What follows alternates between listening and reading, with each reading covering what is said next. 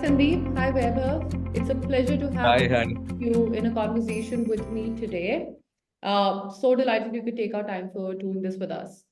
To introduce you, Sandeep, you've been a veteran private market investor. You've essentially seen how private markets have changed in India. Not only the way startups work, the way startups raise capital, but also how the face of venture capital and private equity is really transformed.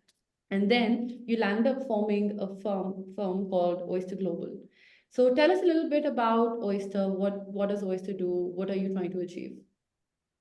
Thank you so much for having us here this evening, and thanks, Weber, for you to join in as well.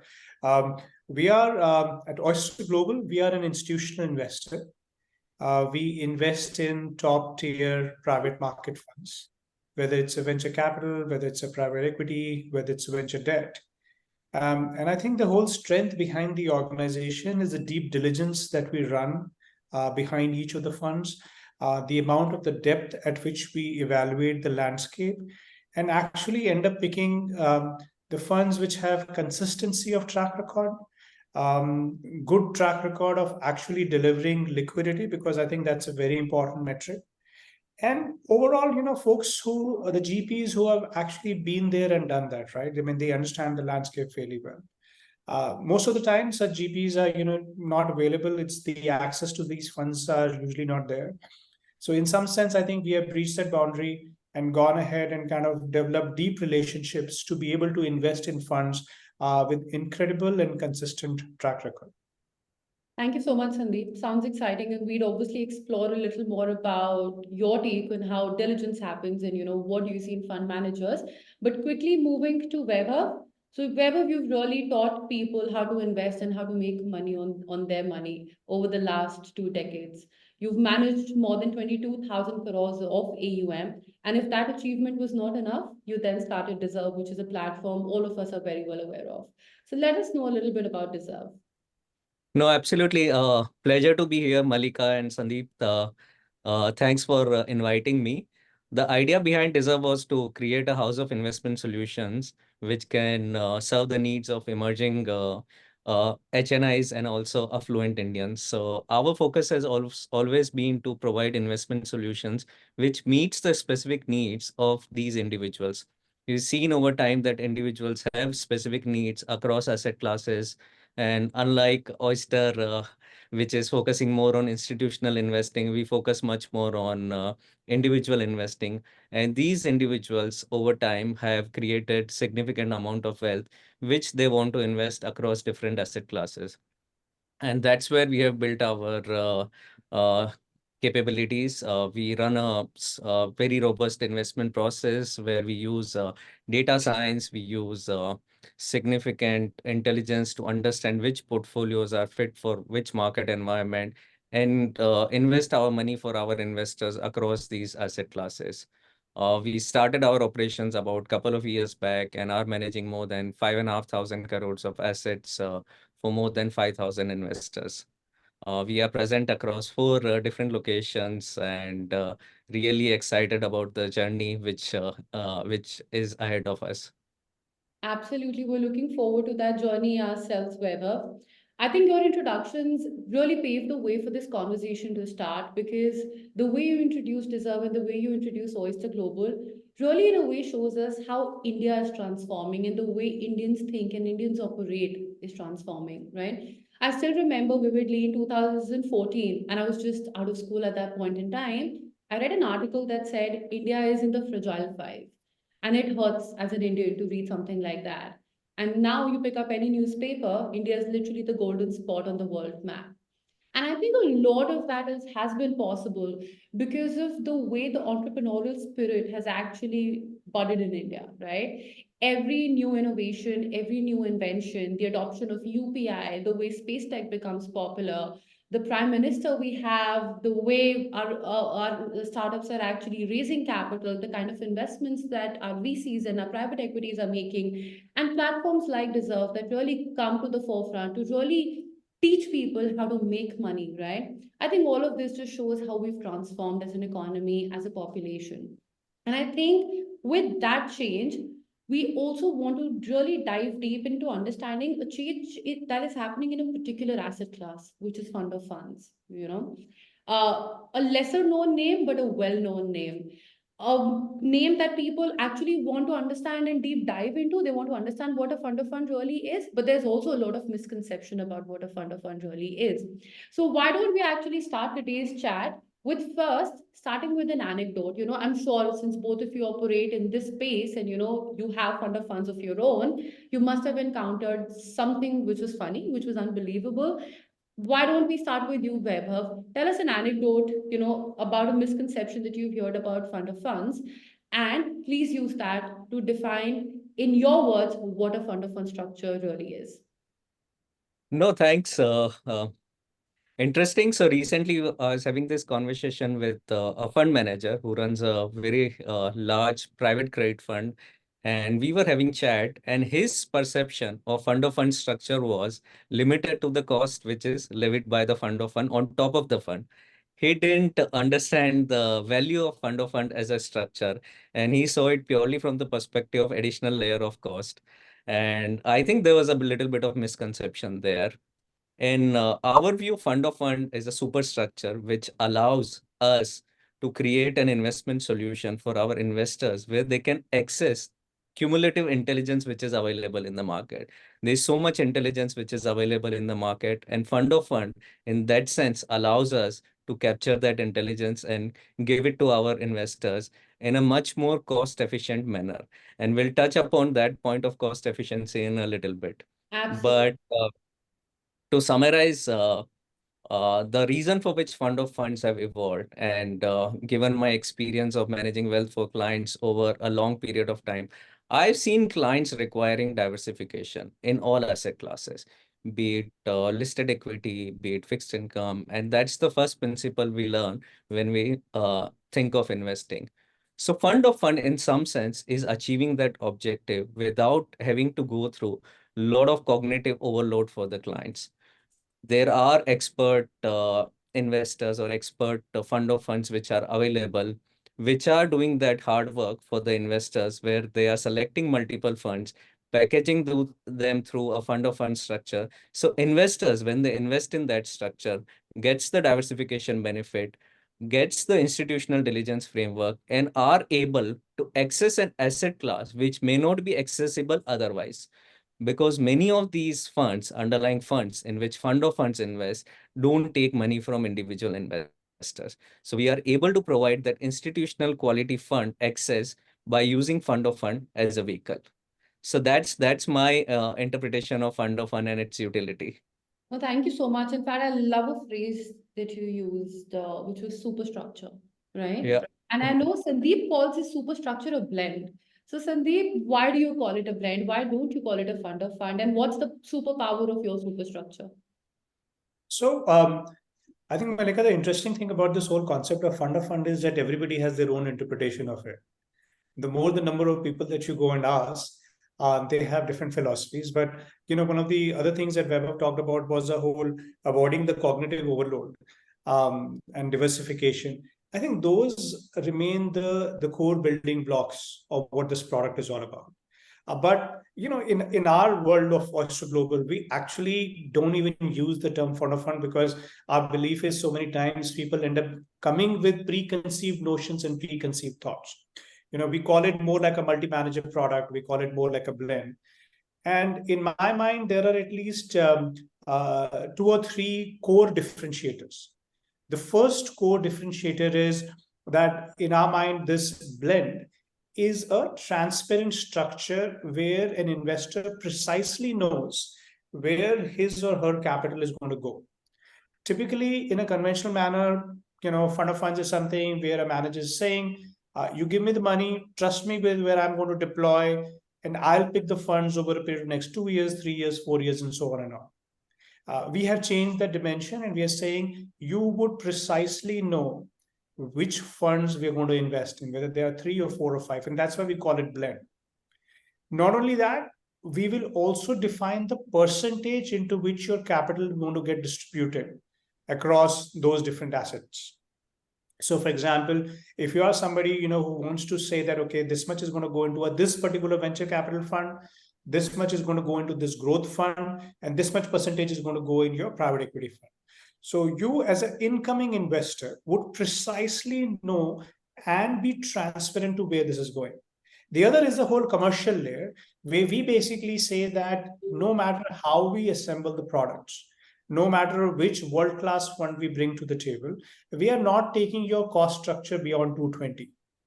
In some sense, we're going to eliminate this whole concern around fee. And that's very interesting because, in India, most of the investors are very, very fee savvy, right? Surprisingly enough, not too many people spend as much time understanding the returns. A lot of people spend more time understanding the fee and the cost structure. Yeah. So, using Vaibhav's word, we're going to remove the cognitive overload required to understand the fee structure. We are saying no complexity, it is 220 no matter what.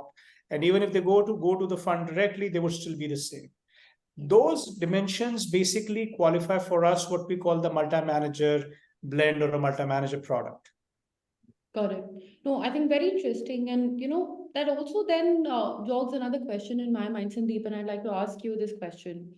We obviously know that private markets are growing in India. There's no doubt about it. In fact, statistically, I read somewhere it said that when India does become a 5 trillion economy, about 10% of that contribution is going to come from private markets, right?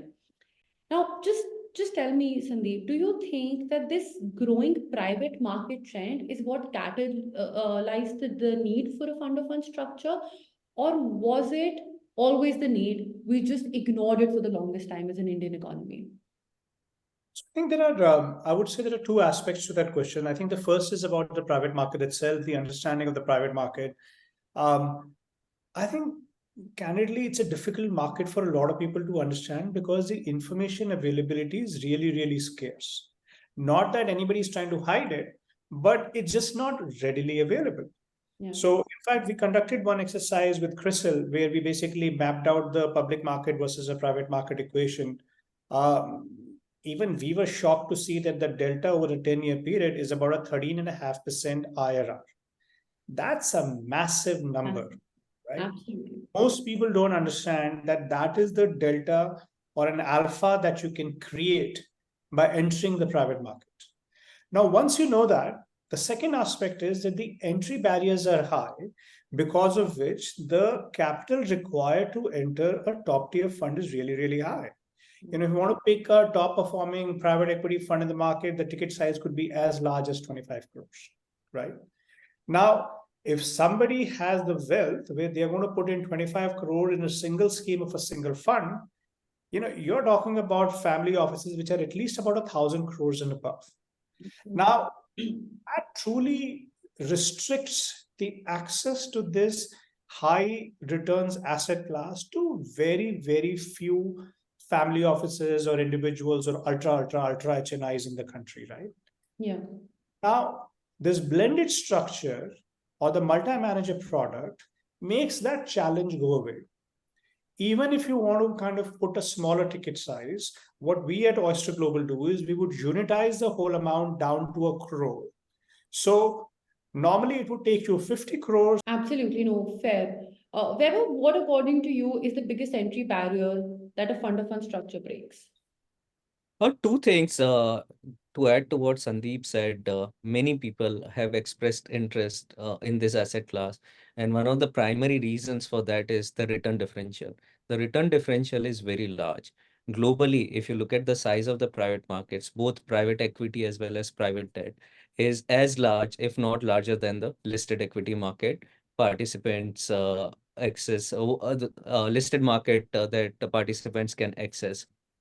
Now, the big challenge there has been how do you access that market? Before 2023, I've seen three dominant players in private credit. First, you had wholesale NBFCs, which were active participants in private credit market. Second, you had mutual funds, which were through credit risk funds were participating in this space. And you had banks. And all three participants have cut down their exposure meaningfully.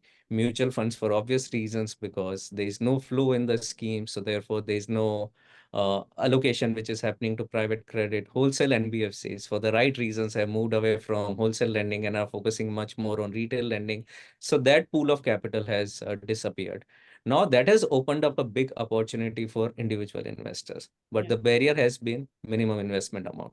The vehicle that you use requires you to commit a certain minimum amount. If you Yeah. want to invest in a single fund, you would have to commit 1 crore. If you want to invest in multiple funds, that means you'll have to commit 4 to 5 crores. And if you want diligence layer, then you'll have to go through a fund of fund structure. Got So it. what fund of fund structure has been able to solve is to give you exposure to multiple funds with an investment of 1 crore. As Sandeep said, by unitizing this, you are able to create and solve that access problem for investors. So which has been a big victory for the investors. Second, I think from the investor's perspective, because there is a relatively new asset class, they require much more handholding. And Yeah. that handholding in the entire process comes easily through the fund of fund structure.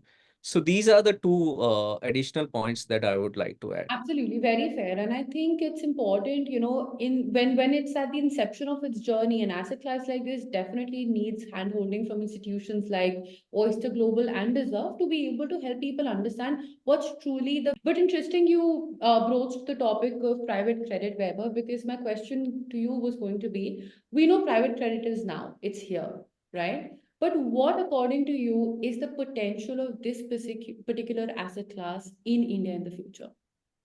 So there is a significant potential. As I said, there were three participants, and all of these three have cut down their activity levels, and which opens up this opportunity. India is a growing economy. Need for capital is there, both equity capital as well as debt capital is there. And now, given that these pools of capitals are available, they can reach out to many more borrowers and extend the credit. The good part about the private credit through organized structure is the security mechanism is very tight. So I Hmm. see many investors, and one of the anecdotes that I would like to share is from a client. He used to lend money to his friends and relatives, and obviously he felt very comfortable doing that. But Yeah. eventually, when his relative or a friend went through tough time, he could not recover that money, Yeah. and that creates a lot of issues, both emotional as well as financial. And in case of private credit fund, all of these issues are resolved because most of these funds are managed by professional fund managers. This put in place a strong security and ensure that in case of stress, they are able to realize that security. So Yeah. some of these points are extremely relevant when you want to lend money through private credit structure. And I believe that the size of this market and India today, if I am right on my numbers, 2 lakh crores of total banking and lending market is there, out of which 70 to 80% today is serviced by banks and NBFCs. Over time, I see private credit becoming a meaningful part of this pool, and 20 to 30% of this market over time will get serviced through private credit, which currently is happening, but in an unorganized manner, where private lendings are done by way of intercorporate deposits or friend lending money to a friend. So those kind of structure, all of that will get replaced by private credit funds. Value or creative nature of this particular asset class. So we're in line for a tectonic shift in the private credit place. Absolutely. And other thing is the return differential. So risk-free rate of return has gone down, and which is something we've seen playing out in developed markets also. Yeah. The reason for which private credit funds became popular is the return differential, which was there for them. If your risk-free rate of return is not covering your inflation also, then you need to look for alternative sources of Creative income. solutions. And these funds play that role perfectly. Absolutely. No, thank you so much for that insight on private credits.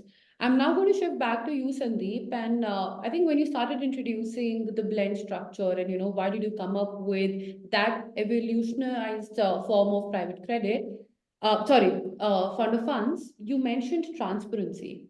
You said transparency was an important criteria that you thought was the driving force.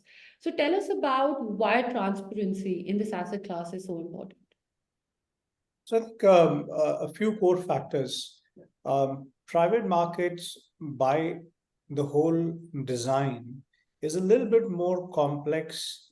You use terms like DVPI, TPI, and so on and on. Half the people kind of get confused and lost just between that. Yeah.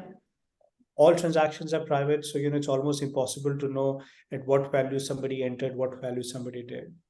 The big, huge elephant in the room always is that this is a return on paper. This is not a real return. So you got to actually look at liquidity, not just that this is a paper-based IRR. Yeah. Right? So when we started diligencing funds, we realized that there were just so many various factors which were behind it that it was genuinely complicated. Most people know a fund by the 2 or 3 successes that they have delivered as an investee company, right? They would know, oh, that guy created 2 unicorns, or that guy did this particular transaction, which is super. Whereas the institutional way of diligencing is actually about looking for consistency. This common belief that 2 successes and 20 duds makes a great fund is unfortunately neither true nor realistic. So we would any day invest in a fund which has perhaps a lower IRR, but more consistent track record. I mean, if they have like maybe 10 out of 15 companies which are performing good, but their whether their DPI is lower or whether their IRR is lower, we would rather go with that versus a fund which would be like a 2-company wonder or a 3-company wonder. And most people who are in the world of private markets understand it. It's usually, some of the folks who are being exposed for it for the first time have a challenge. And then you can't really go and find these metrics anywhere, right? Till recently, even the quartile performance bars by Cat 1 and Cat 2 and so on. If you merge, a private equity fund like Multiples or a Chris Cap along with an, early stage deep tech fund like Special, I mean, there's no way to be able to look at the comparison between their return profiles, right? Yeah. So the first time, not only we are doing it for ourselves, but we are also working with Crystal to actually publish the quartile performance by the stage of the fund. So you take things like vintage year, right? I mean, there are so many definitions floating with vintage year, whether it was the year when you launched it, whether it was when you did your first close, whether it was when you did your final close, and so on. And so I think the whole effort is primarily even behind just the whole education piece for all of us to be on the same page. Absolutely. And we build a blend. We basically look at each of the comprising fund from that lens. Yeah. And the intent is, going back to the point again that Vaibhav was saying, you don't want an incoming investor to have the same cognitive overload to go through 5 different funds, understand all the documentation behind it. And over a period of time, we would like Oyster Global to be understood as a name that they can trust, right? Somebody who has done the groundwork required. And that's why we have, our chief investment officer is David Wilton, who comes with a 30-year plus of track record of being a CIO of IFC and so on and on. Yeah. So the team composition, the actual fund selection, all of those take into account ensuring that if there is not enough transparency, how do we go above and beyond to be able to do justice to an incoming investor? No, fair. I think, Sandeep, on that, I would also like to ask, I think somewhere you mentioned at the start of our conversation that private markets deliver a 13.5% alpha over public market returns. Is it true for all funds in the private market space? So if you look compared to a listed world where the performance of a top quartile fund and a bottom quartile fund is not too far apart. In most cases, you're talking about 5 to 7% delta. But if you look at a matured market, even like a US, a top quartile fund would be performing, let's say, close to about a 25% net dollar IRR. But by the time you reach even quartile 3, you are beginning to lose money. So the performance gap in a private market between a top performing GP and somebody who is not delivering the same performance is massive, which is why I think the act of actually picking up the right manager, doing the due amount of diligence behind it, and ensuring that your investments are typically lying between the quartile 1 and quartile 2 becomes an absolute mandatory aspect. Absolutely. I think that links to Weber what you were saying that it's important to identify who basically form constituents of a structure that you're creating, and that is obviously heavily dependent on the ability of the fund manager, the fund house, right? With that, Weber, I'm itching to ask this question. Do you think that a fund of fund structure is the way for an investor to now tap into the growing Indian economy, the growing Indian private market ecosystem? Or do you think there are more efficient structures out there? No, I think fund of fund is the best structure to tap that market. Uh, because as Sandeep mentioned, data availability is extremely sketchy. So you need someone to actually go through the data and understand which fund has delivered what kind of returns, whether the returns have been realized or not, whether the returns have been distributed back to the investors or not. So these are some of the important considerations. And obviously, because information is scantily available, you require someone to commit a really large pool of capital for the investment manager to allow you to go through that data. Hmm. It's very difficult for an individual investor to interpret the data. There are so many complex terminologies. DVPI is what Sandeep spoke about, money multiple, MOIC. All of these are important and relevant terms. Yeah. So as a fund of fund, you have this special ability to commit large capital to these funds and therefore buy the right to do diligence, which is much deeper than what an individual investor will be able to do.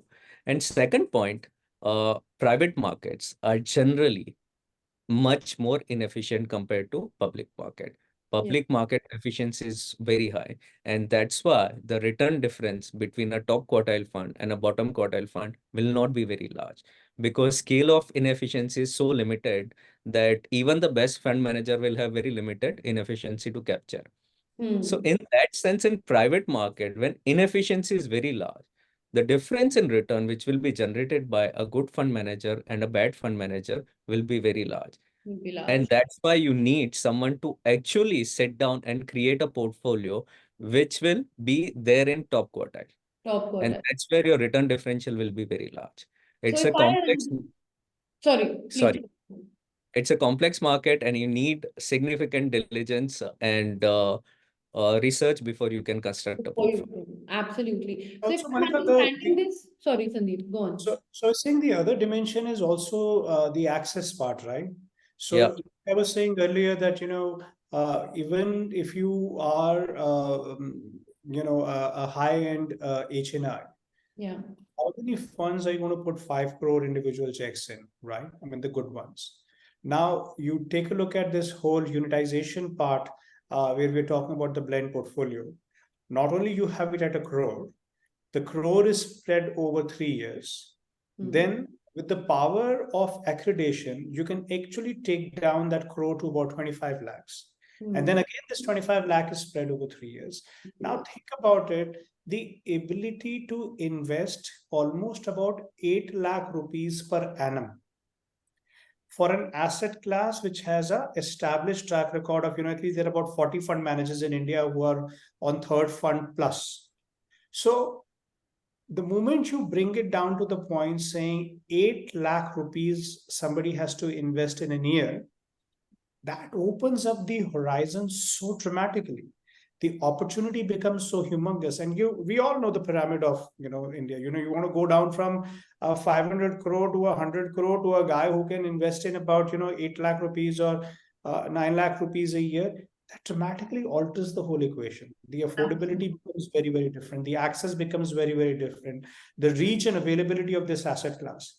The actual aspiration and dream is just like the way the listed market today is powered by the capital which comes from domestic pool. Our entrepreneurial capital, which is the source of innovation, which is the source of disruption, has to be powered by domestic capital. There Yeah. is no reason in the world why our own domestic capital should not be powering this asset class, which is where I think all the different things begin to align: the regulatory piece, the government push, the desire of an entrepreneur to raise domestic capital, the GP's preference, the incoming investor's preference, all the different dots suddenly begin to align the moment you move in that direction. Absolutely. And I think it actually becomes possible because of institutions like yourselves. Because when you take the burden of doing institutional level diligence, then it only makes sense that the benefit of private markets should be able to go down to the absolute bottommost of the, investment economy of India. So I think very fair. So let me just dissect this and make it easily understandable. So you as institutions basically invest institutional capital in fund managers. So you take the burden of actually writing the bigger quantum checks that not only give you the visibility into the financials, the strategies, and so on and so forth, but you then further break that investment down into unitized 1 crore pieces for investors into your funds. Is that correct? Is that the best way to understand a fund of fund? Absolutely. That would be fair. Though I don't want to miss one other major dimension that, while we've been talking about the power of unitization, taking it to the smallest amount of the investment size, the fact is that, again, if we look at ourselves, we have diligence about 200 plus funds. A lot of fund managers have given their trust to us and kind of shared the amount of information that they would not typically share. Yeah. So for a moment, I want to switch to the other side of the equation, saying not just about individual investors, a lot of family offices who do have the capability to write a 10 crore check or a 20 crore check, even they find it challenging to be able to diligence at the level that we diligence.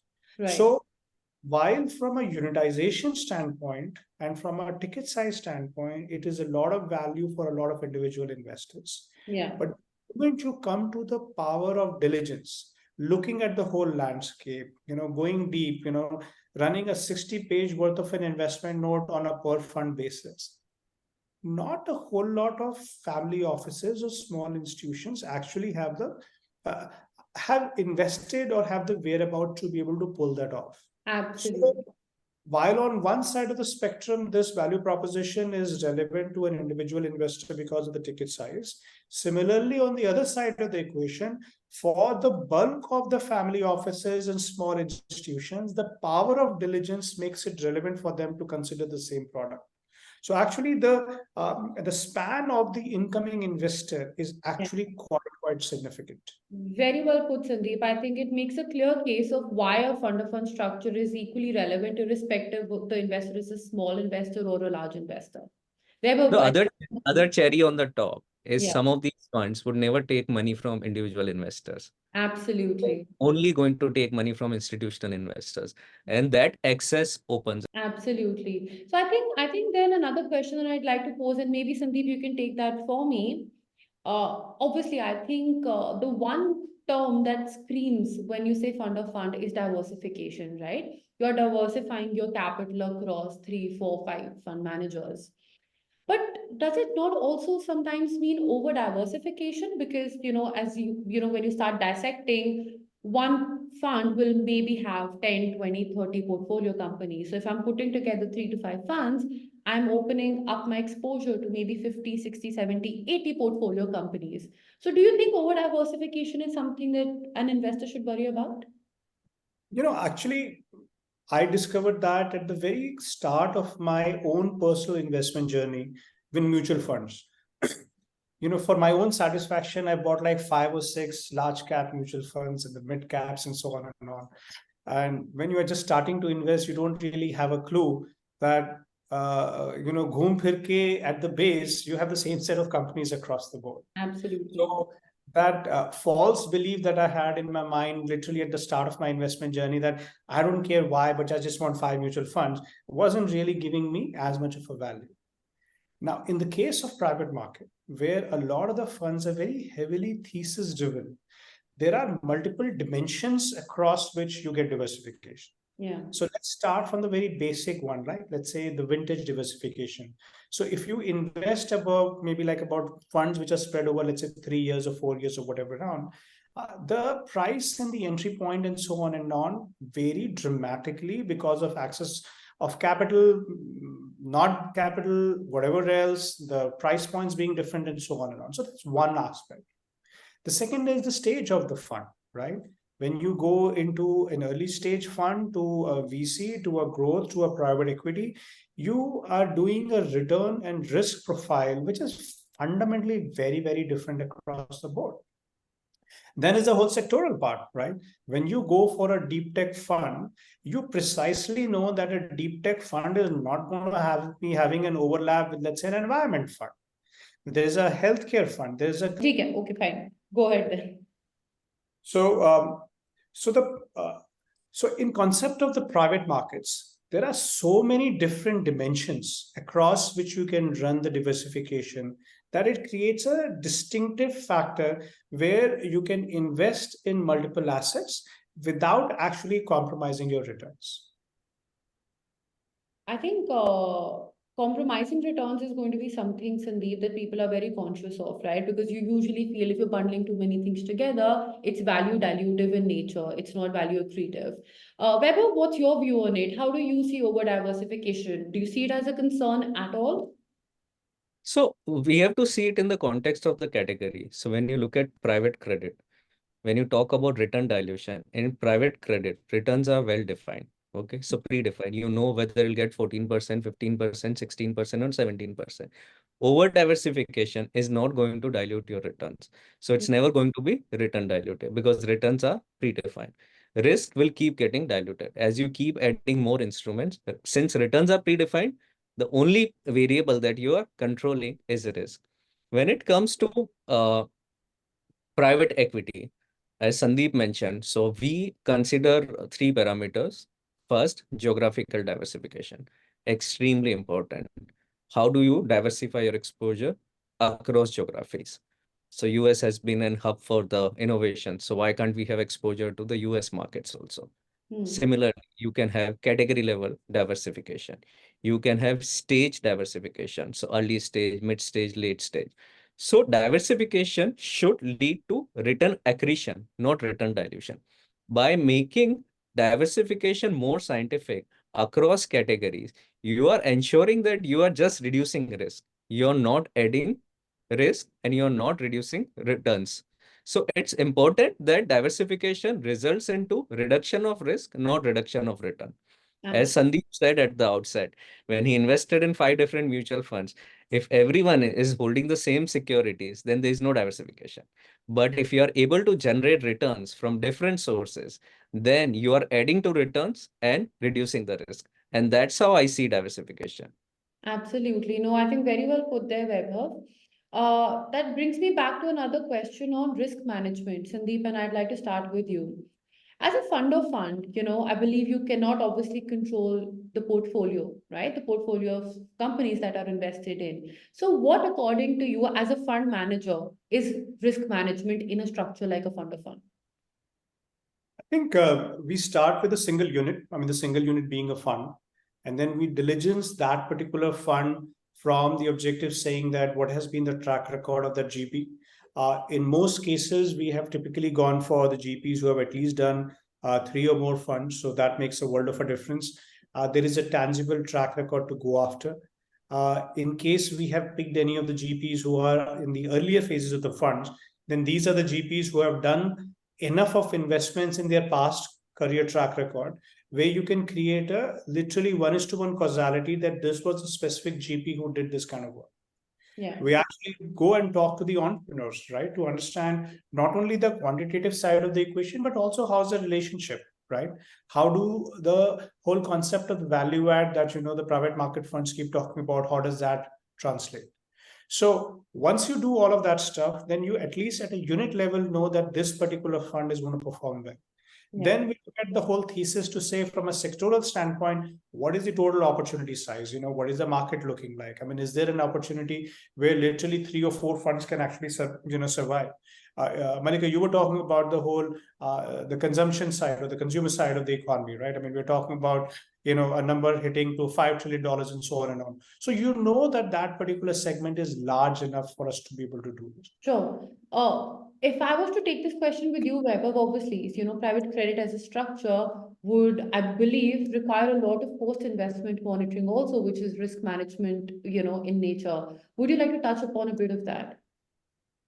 No, so there are three things that we consider, Malika. So first, obviously, whether the fund manager has been able to exhibit uh, ability to come out of a distressed situation, and which is a true mark of fund manager's ability to manage risk.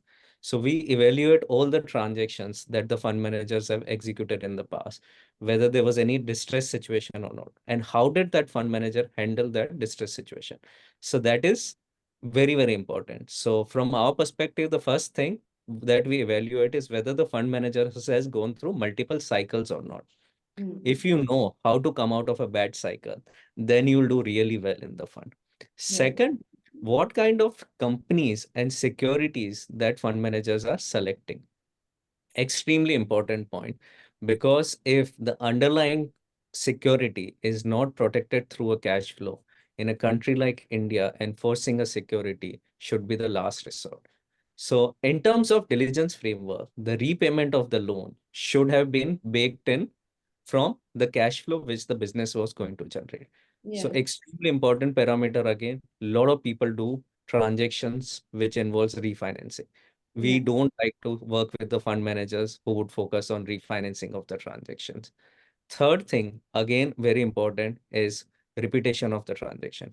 We don't like to work with the fund managers who are simply repeating the transactions in which they invested from their previous fund. That means you are trying to refinance your own loan. So which is a big red flag for us. So these are some of the parameters which are important for us. But honestly, we don't work with the fund managers who have not done underwriting in the past. That's an extremely important consideration for us. We like to work with the fund managers who understand how to secure the transaction, what are the parameters to consider, whether the cash flow is adequate enough to repay the loan or not.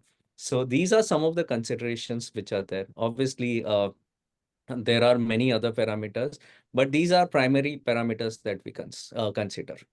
Thanks for sharing that, Vaibhav. I think I'm going to now pose the last two questions to the two gentlemen. So obviously, Vaibhav, you started with an anecdote on fee, and we all know no matter how rich we get, we're always going to be a very cost-conscious economy, right? So since we already understand what your view as deserve is on fee in a fund of fund structure, Sandeep, why don't you share your view? How do you see fee in a fund of fund structure? So first of all, I think India is a value conscious market, not cost conscious market. We don't spending a crore on Mercedes. So as long as we believe that we are deriving value out of it, we don't mind spending.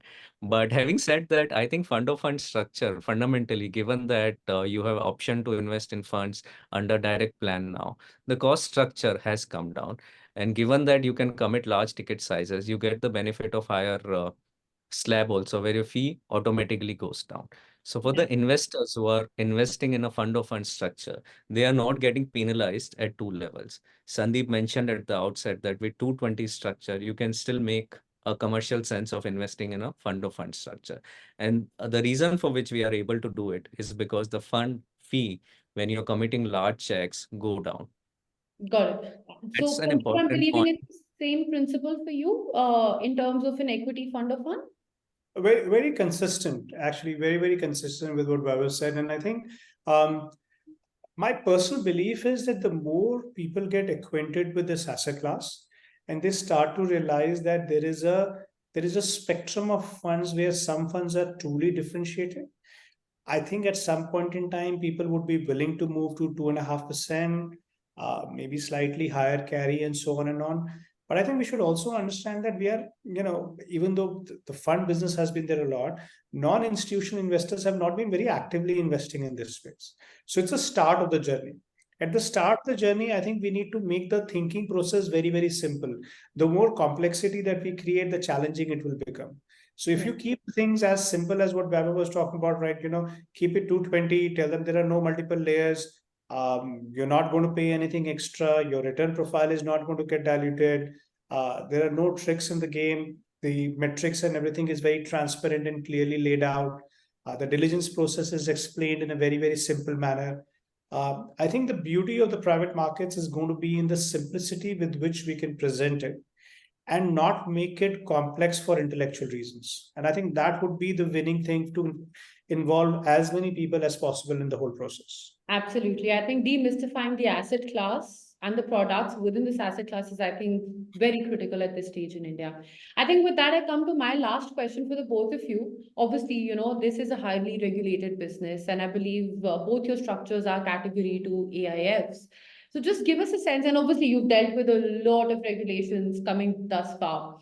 What do you think is the view you have on the regulatory system in India around private market investments? Do you think they're enabling this market growing further? Weber, why don't we start with you? No, so that's what regulators' intention has been. So they gated this excess by creating this 1 crore limit. And they want to ensure that risk management is very tight when it comes to small investors investing money in these asset classes. Through fund of fund, if you can add a layer of risk management, that fear of poor risk management goes away. And I'm sure regulator would be very happy that we are able to create access to this asset class with this additional layer of risk management for investors. And that's what regulators are concerned about. Regulators are not concerned about not giving access to specific asset classes to investors.